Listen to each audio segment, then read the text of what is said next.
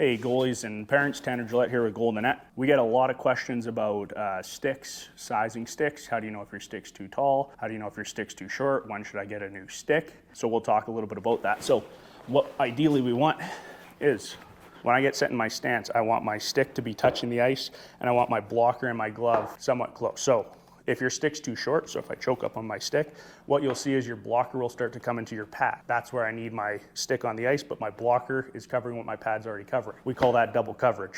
So that means your stick is too short and it's forcing your blocker down. Now, on the contrary, if your stick is too tall and I'm set in my stance, my blocker will be too high, there'll be a gap.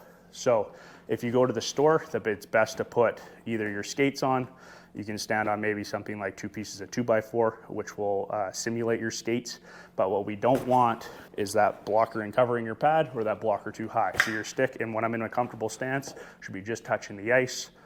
Blocker is still maintaining coverage, not double coverage, and we're not opening holes by having gear too big. Hopefully that makes sense. Those are a couple things you should be looking for when buying a stick.